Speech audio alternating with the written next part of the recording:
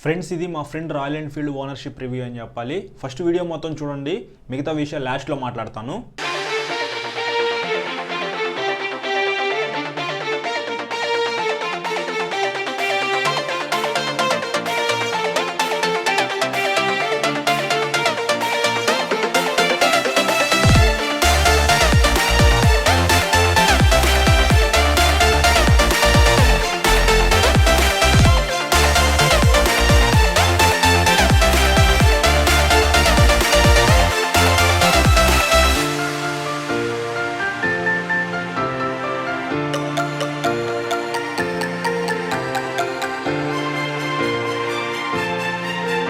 Hi friends, welcome to TechTravelTelugu. Friends, ఇక్కడ మా friend Sriram అయితే ఉన్నాడు. అతని వెహికల్ ఇది Royal Enfield 2020 model black colour. దీనికి సంబంధించిన ఓనర్షిప్ రివ్యూ అయితే తీసుకుందాం ఇప్పుడు. అంటే దీంట్లో ప్రోస్ ఏంటి, కాన్స్ ఏంటి, మైలేజ్ ఎంత వస్తుంది, దీనికి సంబంధించిన ఫుల్ డీటెయిల్స్ అయితే తెలుసుకుందాము. మీరు స్కిప్ చేయకుండా మొత్తం చూడండి బ్రో. హాయ్. సో దీని నా ఫస్ట్ క్వశ్చన్ ఏంటంటే, మీరు ఈ రాయల్ ఎన్ఫీల్డ్ ఎందుకు కొన్నారు? ఇది ఒక ల్యాండ్ మార్క్ లాంటిది బ్రో. ఒక బండికి మామూలు బళ్ళ మీద ఇది సపరేట్గా ఉండిద్ది బ్రో, అంతే. తర్వాత సెకండ్ క్వశ్చన్, మైలేజ్ 22 వస్తుంది బ్రో. లోకల్లో అయితే 22-23 వస్తుంది. అదే నువ్వు కనుక 60 మెయింటైన్ చేసుకుంటూ వెళ్తే ఒక 25-27 వస్తుంది ఏమో అని ఎక్స్పెక్టింగ్. మీరు ఎప్పుడు చెక్ చేయలేదా? చెక్ చేసా బ్రో, కానీ అంత క్లారిటీగా తెలియదు. 27-26 అయితే వస్తుంది, ఏది అది కూడా హైవేల మీద. లోకల్లో అయితే కనుక 22-23, దానికంటే ఎక్కువ ఎక్స్పెక్ట్ చేయకూడదు. సో మీరు వెహికల్ కొన్నారు కదా, కొన్నప్పుడు మీరు స్పాట్ క్యాషా లేకపోతే ఫైనాన్స్లో తీసుకున్నారు? స్పాట్ తీసుకున్నా బ్రో. అప్పుడు 2,20,000 రూపీస్. ఓకే, దీనికి సర్వీసింగ్ ఎలా ఉండిద్ది, అంటే మెయింటెనెన్స్? ప్రస్తుతానికి మన ఊర్లో అయితే అంతేం బాగలేదు బ్రో. మరి వేరే ఊర్లో అయితే బాగానే ఉండిద్ది. అంటే వాళ్ళు రిసీవింగ్ అది కొద్దిగా అంతగా నచ్చలేదు నాకు. కానీ మామూలు రిపేర్లు అయితే ఫస్ట్లో ఏం రావు బ్రో. 1 year వాడిన తర్వాత ఏదైనా గట్టిగా రిపేర్లు అంటే. 1 year తర్వాత మీరు ఫేస్ చేసిన ప్రాబ్లమ్స్ ఏంటంటే, పలానా ప్రాబ్లం వచ్చింది నాకు అని చెప్పి మీకు ఏమి ఉన్నాయి? ముందల ఫస్ట్ దీనికి వస్తే గేర్లు ఇష్యూ బ్రో. ఏ రాయల్ ఎన్ఫీల్డ్ బండి చూసుకున్నా గేర్లు హార్డ్గా ఉంటాయి. అది ఇక్కడ వేస్తే రెండో సెంటర్లో సౌండ్ వస్తుంది. అది ఆ గేర్లో ఒకటి ప్రాబ్లము. ఇంకా అంతే బ్రో దాదాపుగా. ఇంకా మనకి మెటల్ బాడీ వచ్చింది కాబట్టి పెద్దగా ఇష్యూస్ ఏమి రావు, తగిలినా కింద పడినా అట్లా. ఓకే, దాని తర్వాత దీంట్లో ఇంజిన్ ఆయిల్ ఎంత పోస్తారు, ఏ ఆయిల్ యూజ్ చేశారు ఇప్పటిదాకా మీరు? మొత్తం నాది కంపెనీ వేసారు బ్రో. ఇప్పుడు దాకా బయట ఏపీలా, నాకు అంత ఐడియా లేదు. కాకపోతే క్యాస్ట్రాలో అది వేస్తారు కదా బ్రో, అదే ఇంకా మొత్తం దీనికి. ఓకే, దీనికి పికప్ అంటే ఫుల్ బాడీ మెటల్ కదా, పికప్ ఎలా ఉంది? పికప్ ఏదైనా కొద్దిగా స్లోగానే ఉండిద్ది bro. Compare to sports bikes అయితే పికప్ చాలా స్లోగా ఉండిద్ది. మనం కొద్దిగా స్లో అయిపోగానే మళ్ళీ సెకండ్ గేర్ నుంచి మళ్ళీ పుల్ చేసుకోవాలి. ఒక గేర్ డౌన్ చేసి పుల్ చేయడానికి చాలా టైం పట్టిద్ది. అంత స్పోర్ట్స్ పర్సన్స్ అలా వాడే వాళ్ళకైతే ఈ బండి అంత కష్టమే. తర్వాత సీట్ కంఫర్ట్, చాలామంది ఏంటంటే ఫ్యామిలీకి కూడా ఈ వెహికల్ కొనుక్కుంటూ ఉంటారు కదా. బ్యాక్స్ అయిన పిలియన్ రైడర్కి కంఫర్ట్ ఎలా ఉంది, మీరు రైడ్ చేసేటప్పుడు కంఫర్ట్ ఎలా ఉంది? డ్రైవర్కి అయితే కొద్దిగా బాగుండిద్ది బ్రో, సాఫ్ట్గా ఉండిద్ది. ఇది హార్డ్గా ఉండిద్ది వెనకాల పిలియన్ సీటు. కానీ ఏదైనా ఓవరాల్గా బాగానే ఉండిద్ది, వెళ్ళిపోవచ్చు. ఫ్యామిలీ వాళ్ళు కూడా, మమ్మీ డాడీని కూడా వెళ్ళిపోవచ్చు. తర్వాత టైర్స్ గ్రిప్ బ్రో. మామూలుగా అయితే వెనకాల మనకి అంత వైడ్ టైర్స్ ఉండవు కదా స్పోర్ట్స్ బైక్స్ లాగా. దీనికి ఎక్కడైనా మీరు రైనీ సీజన్లో నడిపినప్పుడు స్లిప్ అయిపోయిందని అక్కడైనా భయం అనిపించిందా? ఇప్పుడు దాకా అయితే కంప్లైంట్ లేదు బ్రో. ఎందుకంటే దీనికి ABS రెండింటికి ఇచ్చాడు, ఫ్రంట్ బ్యాక్. కొద్దిగా పర్లా, ఏమి స్లిప్ అవుతున్నట్టు అంత ఏం అనిపించలే. ఓకే, మామూలుగా ఇప్పుడు అన్ని వెహికల్స్కి LED లైట్స్ అయితే ఇస్తున్నారు కదా, దీనికి హాలోజన్ లైట్సే. నైట్ పూట లైట్ విజిబిలిటీ ఎలా ఉంది? ఇది హాలోజన్ అంటేనే బాగుండిద్ది కదా బ్రో. LED అంటే మనకి ఇక్కడ నుంచి బాగా ఎక్కువ కనపడిద్ది. హాలోజన్ అయితే దూరంగా అయినా కానీ బాగా కనపడిద్ది. హాలోజనే నేను పిక్ చేసుకుంటా బ్రో రెండిట్లో మీద. ఓకే, సరే. నెక్స్ట్ ఏంటంటే, దీంట్లో మీరు ఒకవేళ ఈ రాయల్ ఎన్ఫీల్డ్ కాదు అనుకుంటే సెకండ్ ఆప్షన్ కింద ఏ వెహికల్ కొనుక్కునేవాళ్ళు? రాయల్ ఎన్ఫీల్డ్ కాదు అనుకుంటేనా, ఇంకా సెకండ్ ఆప్షన్ అయితే ఇంకా మామూలు కొనుక్కునేవాడు బ్రో. బాగా మైలేజ్ ఇచ్చేది స్ప్లెండర్ కానీ, హీరో కానీ అలాంటివి ఏమైనా కొనుక్కునేవాడు బ్రో. ఓకే, ఇంకోటి ఏంటంటే, మన సబ్స్క్రైబర్స్లో చాలామంది మిడిల్ క్లాస్ వాళ్ళు కూడా ఉంటారు. పెద్ద బైక్స్ నేను మెయింటైన్ చేయలేను అని చెప్పేసి అనుకుంటారు కదా. ఈ వెహికల్ మిడిల్ క్లాస్ వాళ్ళు యూజ్ చేయగలరా, మెయింటైన్ చేయగలరా? మెయింటెనెన్స్ ఏమి ఉండదు, అంత ఖర్చే ఉండదు బ్రో. కాకపోతే కొద్దిగా జాగ్రత్తగా నడుపుకోవాలి. మరీ ర్యాష్గా నడిపితే మెయింటెనెన్స్ ఖర్చు ఎక్కువ అయిపోయింది. నాకైతే ఈ 1 yearలో పెద్దగా మెయింటెనెన్స్ ఏం అవ్వలేదు. దీని టాప్ స్పీడ్ ఎంత మీరు వెళ్ళింది? 100 బ్రో. 100, 105 అంతే. అంతకు మించి స్పీడ్ వెళ్తే ఏంటి పరిస్థితి? అక్కడికే వణికిపోతూ ఉంటాయి బ్రో, వైబ్రేషన్లు వచ్చి ఇంకా అయిపోయింది. సరే, ఇందులో ఏంటంటే సస్పెన్షను ఇప్పుడు గుంతలు అవన్నీ వస్తూ ఉంటాయి కదా, సస్పెన్షన్ మనకి స్మూత్గా ఉందా హార్డ్గా ఉందా? స్మూత్గానే ఉండిద్ది బ్రో, మనకి వెళ్ళిపోవచ్చు, బాగానే ఉండిద్ది, అంత నీకు హార్డ్గా అనిపించినట్టే ఉండదు, బాగానే ఉండిద్ది. తర్వాత గేర్ బాక్స్ ఇందాక ప్రాబ్లం అని అన్నారు కదా, అసలు ఏంటి గేర్ బాక్స్ ఎలా ప్రాబ్లం వస్తుంది? అంటే అది ఇప్పుడు నువ్వు ఫుల్ క్లచ్ మూసేసినా కానీ నీకు హార్డ్గా పడిద్ది బ్రో. అది ఒక్కొక్కసారి గబక్కనే మధ్యలో స్ట్రక్ అయినట్టు, అది ఒకటి రాయల్ ఎన్ఫీల్డ్ అనేది ఎప్పటి నుంచో కంప్లైంట్. అది నువ్వు బయట మెకానికల్ థర్డ్ పార్టీ లాగా తెప్పించినా కానీ ఇంకా అది ప్రాబ్లమే. ఇంకోటి ఏంటంటే ఇది 2 సీట్లు కదా, త్రిబుల్ రైడింగ్ వెళ్ళడానికి కుదిరిద్దాం. మన వాళ్ళు చాలామంది అడుగుతుంటారు త్రిబుల్ రైడ్స్ వెళ్ళొచ్చా లేదా అని చెప్పేసి. దీని మీద 3 ఏంది బ్రో, 4 కూడా వెళ్ళిపోవచ్చు సరదాగా. సన్నగా ఉండే వాళ్ళు అయితే 5 కూడా ఎక్కేయచ్చు. ట్యాంక్ కూడా ఉండిద్ది, మెటల్ బాడీ కాబట్టి మనకి పుల్ చేసిద్ది, లోడ్ అయితే పుల్ చేసిద్ది, కానీ స్పీడ్ అయితే ఎక్స్పెక్ట్ చేయకూడదు. తర్వాత క్లచ్ కొన్ని వెహికల్స్లో స్లిప్పర్ క్లచ్ ఇస్తారు కదా, ఇది స్మూత్గా ఉండిద్దా హార్డ్గా ఉండిద్దా? ఇది కొద్దిగా హార్డ్గానే ఉండిద్ది బ్రో, మరీ అంత స్మూత్గా ఉండదు, కానీ వెళ్ళిపోయిద్ది బాగానే.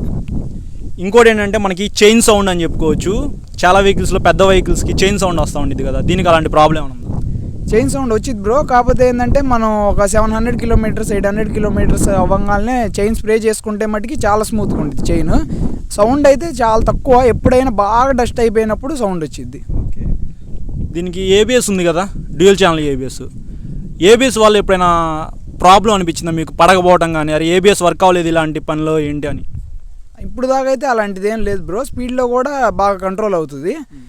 గుంటల్లో మటుకి మీరు ఏబిఎస్ కొట్టేటప్పుడు జాగ్రత్తగా చూసుకోవాలి, గుంటలో పడంగానే ఆ డిస్క్కి ఏమన్నా అయితే ఇబ్బంది అయింది, మళ్ళీ ఆ డిస్క్ మార్చాల్సి వచ్చింది. దీనికి మనకి సైడ్ మిర్రర్స్ ఇస్తారు కదా, రౌండ్గా ఉంటాయి, అవి విజిబిలిటీ బాగానే ఉంటుంది, వెనకాల వచ్చే వాళ్ళ కనిపిస్తూ ఉండిద్దా? ప్రస్తుతానికి ఈ మోడల్కి అయితే కొద్దిగా వైబ్రేషన్స్ ఉంటాయి కాబట్టి విజిబిలిటీ అయితే ఉండిద్ది, కానీ వైబ్రేట్ అవుతున్నట్టు ఉంటుంది మిర్రర్ కూడా, కొద్దిగా అంత క్లారిటీ పిక్చర్గా ఉండదు, బ్లర్గా ఉన్నట్టు ఉంటుంది నీకు. సరే, రాయల్ ఎన్ఫీల్డ్లో మనకి చాలా కలర్స్ అయితే ఉన్నాయి కదా, ఈ కలర్ ఎందుకు చూస్ చేసుకున్నారు, లేకపోతే ఇంకా దీనికన్నా బెటర్ కలర్ ఏమైనా అనిపించిందా మీకు? నాకైతే బ్లాక్ ఇష్టం బ్రో, అది నా చాయిస్ పర్సనల్గా. లేదు అనుకుంటే కనుక గన్ మెటల్ గ్రే, అది కూడా బాగుండిద్ది, అలా టేస్ట్ని బట్టి. ఇంకోటి ఏంటంటే బ్రో, ఇది ఇంట్రెస్టింగ్గా ఉండిద్ది, రాయల్ ఎన్ఫీల్డ్ అయితే కొన్నారు కదా, వేరే వెహికల్స్లో చూస్తే అబ్బా ఆ ఫ్యూచర్ నా వెహికల్లో కూడా ఉంటే బాగుండేది అని మీరు ఎప్పుడైనా ఫీల్ అయ్యారా? అలాంటి మిస్ అయిన ఫ్యూచర్? డిజిటల్ మీటర్ కొద్దిగా ఉంటే బాగుండేది, లేదా నావిగేషన్ అలాంటిది పెడితే బాగుండేది అనుకున్నాను, కానీ దాని నెక్స్ట్ మోడల్లో దాన్ని కవర్ చేశారు. దీంట్లో కొన్ని ప్లస్ పాయింట్స్ అని అడిగితే ఏం చెప్తారు? ఇది రాయల్ బ్రో, ఇంకా అది అసలు అది వేరే రేంజ్లో ఉండిద్ది, కాకపోతే దీన్ని బాగా మెయింటైన్ చేసుకుంటే చాలా లైఫ్ కూడా ఉండిద్ది, మనమేం దీన్ని మార్చక్కర్లేదు, ఎక్కువ రిపేర్లు అట్లా కాకుండా జాగ్రత్త మెయింటైన్ చేసుకుంటే చాలా బాగుండిద్ది. సీట్ కంఫర్ట్ కానీ, లేడీస్ కూర్చోవచ్చు, తర్వాత ఇంకేమైనా ప్లస్ పాయింట్స్ మీకు అనిపించినాయి? ఇది అసలు హెవీగా ఉండిద్దిగా బ్రో, ఇది మ్యాక్సిమం డ్యామేజ్ ఏమి ఉండదు, ఎక్కడైనా పడినా కానీ గబక్కనే గుంటల్లో పడినా పెద్దగా ఇబ్బంది ఏమి ఉండదు, సస్పెన్షన్ కూడా స్మూత్గా ఉండిద్ది కాబట్టి. అది కానీ కాన్స్ ఏం చెప్తారు? కాన్స్ అంటే బ్రో, హై ప్రైసింగ్ ఇప్పుడు, ఇంకా ఈ సౌండ్ తగ్గించేసాడు మెయిన్గా, నీకు ఆ ఫీల్ పోయేసరికి ఇంకా రాయల్ ఎన్ఫీల్డ్ అనేది తగ్గిపోతుంది. ఇప్పుడు దీన్ని వచ్చిన నెక్స్ట్ మోడల్కి చాలా స్మూత్ అయిపోయింది, ఇంకా అది చూసుకుంటే కనుక ఇంకా అది కొనుక్కోవడం వేస్ట్, ఇంకా రాయల్ ఎన్ఫీల్డ్ అనేది పోయినట్టే, ఇంకా అయిపోయినట్టే. ఇందులో వైబ్రేషన్స్ ఉన్నాయి, ఇప్పుడు వచ్చిన దాంట్లో వైబ్రేషన్స్ కూడా లేవు, ఇంజన్ని స్మూత్ చేసి ఓన్లీ సైలెన్సర్లో నుంచే సౌండ్ వచ్చేటట్టు పెట్టాడు, నీకు వెళ్ళేవాడికి ఫీల్ ఉండదు, ఇంకా దానికి బదులు మామూలు బళ్ళకి వెళ్ళిపోవచ్చు. సరే, ఇంకోటి ఏంటంటే స్పేర్ పార్ట్స్ బ్రో, బండి కొనడానికి కొంటాము, ఫ్యూచర్లో ఏదైనా ప్రాబ్లం వచ్చింది కదా, స్పేర్ పార్ట్స్ కాస్ట్ తక్కువ ఉండిద్ది అనుకుంటున్నారా, ఎక్కువ ఉండిద్ది అంటారా? ఎక్కువే ఉండిద్ది బ్రో, మామూలు కంపేర్ టు మామూలు బళ్ళకి ఇది కొద్దిగా హై ఎండ్ కాబట్టి ఎక్కువే ఉండిద్ది, అందులో స్పోర్ట్స్ దానికంటే కూడా ఎక్కువే ఉంటాయి అని నాకు అనిపించింది షోరూమ్. సరే, తర్వాత ఏంటంటే ఇది సర్వీస్ గురించి, మనకి షోరూంలో మ్యాక్సిమం తెనాల్లో అయితే సర్వీస్ అంతగా బాగోదని నాకు తెలుసు, మీరు ఎప్పుడైనా తెనాల్లో ఫీల్ అయ్యారా సర్వీస్ బాగోదని చెప్పేసి, లేదంటే వేరే చోటుకి వెళ్ళి ఎక్కడైనా చేయించారా? వేరే చోటుకైతే వెళ్ళలేదు, కానీ చేసిన సర్వీసుల్లో తెనాల్లోనే అంతగా రిసీవ్మెంట్ అనేది బాగోలేదు బ్రో. సర్వీస్ అయితే వాళ్ళు లోపల ఏం చేస్తారో మనల్ని చూడలేరు, మనకి కాకపోతే వాళ్ళు సరిగ్గా మాట్లాడే విధానం కానీ అది కానీ కస్టమర్ని రిసీవ్ చేసుకోవడం కొద్దిగా వెనకాల ఉన్నట్టుంది. కన్సోల్లో ఫీచర్స్ అయితే ఇందాక కొన్ని మిస్ అయినాయి అన్నారు కదా, ఉన్న ఫీచర్స్ ఏంటి? ఉన్న ఫీచర్స్ ఇక ఇంజన్ కట్ ఆఫ్ ఇచ్చాడు కదా బ్రో, అది కొద్దిగా బాగుంది. దాని తర్వాత స్టాండ్ వేస్తే కదలదు, ఇంజన్ ఆగిపోయింది, ఇంజన్ కట్ అయిపోయింది, అది కొద్దిగా బాగుంది బ్రో. బిల్డ్ క్వాలిటీ అది ఇంకా ఎక్సలెంట్ బ్రో, ఇంకా అది చెప్పక్కర్లా దీని గురించి, అసలు కింద పడినా కానీ స్ట్రాంగ్గా ఉండిద్ది. ఇంకోటి ఏంటంటే లాంగ్ రైడ్స్కి చాలామంది వెళ్దాం అనుకుంటారు. ఇప్పుడు చాలామంది లదాఖ్ ప్లాన్ చేసుకుని ఉంటారు. కంటిన్యూగా ఒక 500 నుంచి 700 కిలోమీటర్స్ 1000 కిలోమీటర్స్ కూడా వెళ్ళొచ్చా? అది ఒక 200-300 అయితే ఈజీగా వెళ్ళిపోవచ్చు బ్రో. ఇంకా దాన్ని మన యూజర్ మనం నచ్చేదాన్ని బట్టి లేదంటే అతని కంఫర్ట్ని బట్టి వెళ్ళొచ్చు. కాకపోతే ఏంటంటే లాంగ్ రైడ్స్కి ఇట్లా ఈ స్మూత్ చేసిన ఇంజన్స్ అయితే బాగుంటాయి. ఇప్పుడు నెక్స్ట్ మోడల్స్ కానీ థండర్ బర్డ్స్ కానీ లేదా మీటియోర్ అని వచ్చింది, అవి అయితే లాంగ్ రైడ్స్కి స్మూత్గా వెళ్ళిపోతాడు. క్లాసిక్ అయితే కొద్దిగా అంటే ఇప్పుడు ఈ వెహికల్ మనకి ఇంజిన్ హీట్ వస్తుంది కదా, ఒక 500 కిలోమీటర్స్ మనం కంటిన్యూగా వెళ్దాం అని చెప్పేసి ఫిక్స్ అయ్యి స్టార్ట్ అయితే 500 కిలోమీటర్స్ వెళ్ళొచ్చా, లేకపోతే మధ్యలో హీట్ ప్రాబ్లం వల్ల మనం వెళ్ళలేకపోతామా? ఒక 200-300 తర్వాత ఇంజన్ కట్ అవ్వచ్చు మధ్యలో. కాకపోతే కట్ అవ్వడం అంటే వెంటనే ఆన్ అయిపోయింది. మనం ఎక్కడైనా ఆపంగానే గబక్కనే అందుకోనట్టుగా ఒక 2 నిమిషాలు అట్లా. ఎయిర్ కూల్డ్ ఇంజన్ కాబట్టి చాలా కొద్ది టైం పట్టిద్ది. ఒక 200-300కి ఒకసారి ఆపేసి ఒక 5 మినిట్స్ బెటర్. సో ఓకే, ఫైనల్గా బ్రో హ్యాండిల్ కంఫర్ట్ గురించి చెప్పండి. హ్యాండిల్ కంఫర్ట్ నీకు మన బార్ రైజింగ్ అనేది ఇట్లా పట్టుకుంటాం కదా, స్ట్రైట్గా ఉండిద్ది కదా బ్రో. ఇంకా నీకు చాలా ఈజీగానే ఉండిద్ది, పెద్దగా ఇబ్బంది ఏమి ఉండదు. మనం లీన్ అవ్వక్కర్లేదు, స్ట్రైట్ పోస్టర్లో కూర్చొని నడిపేయచ్చు సింపుల్గా. సో మ్యాక్సిమం మీరు ఇంతకుముందు నేను ఓనర్షిప్ రివ్యూలో అడిగిన క్వశ్చన్స్ ఏవైతే ఉన్నాయో అవే అడిగాను.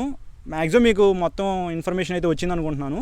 ఇంకేమైనా డౌట్స్ ఉంటే కింద కామెంట్ చేయండి, నేను మా ఫ్రెండే కాబట్టి కనుక్కొని మీకు రిప్లై అయితే ఇస్తాను. దీన్ని బట్టి ఈ వెహికల్ మీరు కొనుక్కోవాలనుకుంటే, ఇది పాత మోడల్ కాబట్టి ఈ వెహికల్ ఇప్పుడు ప్రజెంట్ ఈ డిజైన్లో మనకైతే లభించట్లేదు. 2022 మోడల్ మనకి కొద్దిగా హెవీ అయితే ఉంది. సో అది ఇంకా ఇంజిన్ స్మూత్గా ఉంది, కొంచెం మంచి ఫీచర్స్ అయితే ఇచ్చారు కాబట్టి రాయల్ ఎన్ఫీల్డ్ మీరు ఎవరైనా ఆ వెహికల్ కొనుక్కోవాలనుకుంటే 2022 మోడల్ అయితే కొనుక్కోండి. సో ఇది ఓనర్షిప్ రివ్యూ అయితే. ఈ వీడియో నచ్చితే లైక్ చేసి మీ ఫ్రెండ్స్ అందరికీ షేర్ చేసి మన ఛానల్కి సబ్స్క్రైబ్ చేసుకోండి. Thank you. ఫ్రెండ్స్, చూసారు కదా ఈ ఓనర్షిప్ రివ్యూ అయితే. మైలేజ్ వచ్చేటప్పటికి 22 నుంచి 25 కిలోమీటర్స్ చెప్పాడు కదా. మీరుండే వెయిట్ని బట్టి కూడా ఈ మైలేజ్ అది మారుతూ ఉండిద్ది, అలాగే రైడింగ్ని బట్టి కూడా మారుతూ ఉండిద్ది. కాబట్టి కొంతమందికి 20 రావచ్చు, కొంతమందికి 25 రావచ్చు, కొంతమందికి 30 రావచ్చు. సో మీలో ఎవరైనా రాయల్ ఎన్ఫీల్డ్ కొనుక్కునే మాట అయితే మాత్రం 30 కిలోమీటర్స్ లోపే మైలేజ్ అయితే ఎక్స్పెక్ట్ చేసి వెహికల్ అయితే పర్చేస్ చేయండి. ఇంకా ఇంజిన్ ఆయిల్ గురించి మాట్లాడుకుంటే మీరు ఏ ఇంజిన్ ఆయిల్ యూస్ చేసినా ఇబ్బంది అయితే ఏమీ ఉండదు. కాకపోతే ఫుల్లీ సింథటిక్ ఇంజిన్ ఆయిల్ అయితే యూస్ చేయండి. 3000 నుంచి 3500 కిలోమీటర్స్ లోపు అయితే మీరు ఇంజిన్ ఆయిల్ అయితే మార్చుకోవాలి. అలాగే పికప్ కావాలనుకుంటే మాత్రం ఈ వెహికల్ మీకు సెట్ అవ్వదని చెప్పుకోవచ్చు. 195 kgs వెయిట్ ఉండిద్ది కదా, ఫుల్ మెటల్ బాడీతో ఉండిద్ది. సో ఎక్కువ పికప్ అయితే ఉండదు ఇందులో. ఇంకా రైడింగ్ కంఫర్ట్ గురించి కూడా అడిగాను కదా, అందులో మీకు రైడర్ కంఫర్ట్ అయితే బాగుంటుంది అని చెప్పేసి చెప్పాడు. కాకపోతే పిలియన్ కంఫర్ట్ అయితే మేనేజ్ చేయొచ్చు అన్నాడు.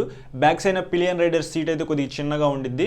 ఓవరాల్గా మనం ఫ్యామిలీకి అయితే యూస్ చేసుకోవచ్చు. కాకపోతే ఎక్కువ లాంగ్ రైడ్స్కి అయితే 200cc పైన ఉన్న వెహికల్స్ అయితే సెట్ అవ్వవు ఫ్యామిలీకి. మీరు వీడియోలో చూసినట్లయితే మిడిల్ క్లాస్ వాళ్ళు యూస్ చేసుకోవచ్చా లేదా అని చెప్పేసి కూడా అడిగాను కదా. రాయల్ ఎన్ఫీల్డ్ అనేది ఎవరైనా యూస్ చేసుకోవచ్చు.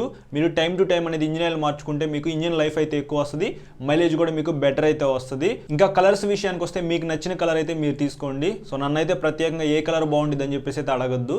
మీకు చూడంగానే ఏ కలర్ అట్రాక్టివ్గా అనిపించిందో ఆ కలర్ అయితే మీరు పిక్ చేసుకోవచ్చు. ఇంకా ప్రోస్ అండ్ కాన్స్ గురించి మాట్లాడుకుంటే ఫస్ట్ ప్రోస్ గురించి చూద్దాము.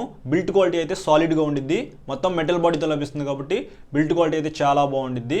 డ్యూయల్ ఛానల్ ఏబిఎస్ అయితే ఇచ్చారు, అదొక ప్లస్ పాయింట్. డ్యూయల్ డిస్క్తో లభిస్తుంది, సో ఇది కూడా ఒక ప్లస్ పాయింట్ కింద మాట్లాడుకోవచ్చు. సీట్ కంఫర్ట్ కూడా చాలా బాగుండిద్ది. రైడర్ సీట్ ఉండిద్ది, దాని కింద 2 స్ప్రింగ్స్ అయితే ఉంటాయి, స్మూత్గానే ఉండిద్ది. రైడింగ్ కంఫర్ట్ బాగుండిద్ది, హ్యాండిల్ కంఫర్ట్ కూడా బాగుండిద్ది, బ్యాక్ పెయిన్ కూడా మీకు ఏమీ రాదు. తర్వాత ఇందులో కిక్ రాడ్ కూడా అయితే ఇచ్చారు. సో ఇవన్నీ మనం ప్రోస్ కింద మాట్లాడుకోవచ్చు. కాన్స్ గురించి చూసుకుంటే ఫస్ట్ కాన్ వచ్చేప్పటికి ప్రైజింగ్ అని చెప్పుకోవచ్చు, కొద్దిగా ఎక్కువ ప్రైజ్ అయితే ఉండిద్ది. సెకండ్ కాన్ వచ్చేప్పటికి వైబ్రేషన్స్ అయితే ఉంటాయి వెహికల్లో, మనకి ఇంజిన్ అయితే అంత స్మూత్గా ఏమీ ఉండదు. థర్డ్ కాన్ వచ్చేప్పటికి గేర్లు వేసినప్పుడు కానీ తీసినప్పుడు కానీ మనకు అంత స్మూత్ ఎక్స్పీరియన్స్ అయితే ఉండదు, ఇది ఒక కాన్ అని చెప్పుకోవచ్చు. ఫోర్త్ కాన్ వచ్చేప్పటికి క్లచ్ అయితే మనకి కొద్దిగా హార్డ్ అయితే ఉండిద్ది, అంత స్మూత్ అయితే ఉండదు. ఇంకా మనము ఆ క్లచ్ కేబుల్ అనేది యూజ్ చేసే కొద్దీ ఇంకా హార్డ్ అయిపోయింది. సో మనము టైం టు టైం అనేది క్లచ్ కేబుల్ అయితే మార్చుకోవాలి హార్డ్ అయిపోయినప్పుడల్లా. సో ఇదొక కాన్ అని చెప్పుకోవచ్చు. స్పేర్ పార్ట్స్ కూడా కొద్దిగా కాస్ట్ అయితే ఎక్కువ ఉంటాయి, అంత తొందరగా పాడైపోవు స్పేర్ పార్ట్స్ అయితే. వన్స్ పాడైపోతే మాత్రం కొద్దిగా కాస్ట్ ఎక్కువ పెట్టి మనం స్పేర్ పార్ట్స్ అయితే కొనుక్కోవాలి. సో ఇవన్నీ మనం కాన్స్ కింద మాట్లాడుకోవచ్చు. ఎక్కువ ఫీచర్స్ కూడా ఉండవు రాయల్ ఎన్ఫీల్డ్లో. ఇంకా ఫైనల్గా లాంగ్ రైడ్స్ గురించి మాట్లాడుకుంటే చాలామంది రాయల్ ఎన్ఫీల్డ్ మీద లాంగ్ రైడ్స్ అయితే ప్లాన్ చేసుకుంటారు. సో 500 నుంచి 600 కిలోమీటర్స్ కంటిన్యూగా వెళ్ళొచ్చా లేదా అనే దాని గురించి మాట్లాడుకుంటే ఎయిర్ కూల్డ్ ఇంజిన్ కాబట్టి మీకు 500 కిలోమీటర్స్ అయితే వెళ్ళిద్ది. కాకపోతే నా సజెషన్ వచ్చేప్పటికి ఒక 100 నుంచి 200 కిలోమీటర్స్ మధ్యలో మీరు ఒకసారి ఒక 10 మినిట్స్ బ్రేక్ తీసుకుని వెళ్తే మీకు మంచిది, అలాగే ఇంజిన్ కూడా కొంచెం రెస్ట్ ఇచ్చినట్టుగా అయితే ఉండిద్ది. కంటిన్యూగా 500 కిలోమీటర్స్ రైడ్కి అయితే వెళ్ళొద్దు, మీరు బ్రేక్ తీసుకుంటూ నిదానంగా వెళ్ళండి. సో అప్పుడే మీరు వెళ్ళాల్సిన డెస్టినేషన్కి జాగ్రత్తగా వెళ్తారు. సో ఇది ఫ్రెండ్స్ రాయల్ ఎన్ఫీల్డ్కి సంబంధించిన పూర్తి డీటెయిల్స్ అయితే. మా ఫ్రెండ్ చెప్పిన ఓనర్షిప్ రివ్యూ అయితే మీరు చూశారు కదా, వాటిల్లో కొన్ని ఇంపార్టెంట్ పాయింట్స్ అయితే నేను తీసుకొని మీకు క్లియర్గా ఎక్స్ప్లెయిన్ చేశాను. దీన్ని బట్టి మీకు ఒక క్లారిటీ అయితే వచ్చి ఉండిద్ది రాయల్ ఎన్ఫీల్డ్ తీసుకోవాలా లేదా అని చెప్పేసి. ఈ వీడియో నచ్చితే మాత్రం లైక్ చేసి మీ ఫ్రెండ్స్ అందరికీ షేర్ చేసి మన ఛానల్కి సబ్స్క్రైబ్ చేసుకుని పక్కన బెల్ ఐకాన్ అయితే క్లిక్ చేయండి. Thank you.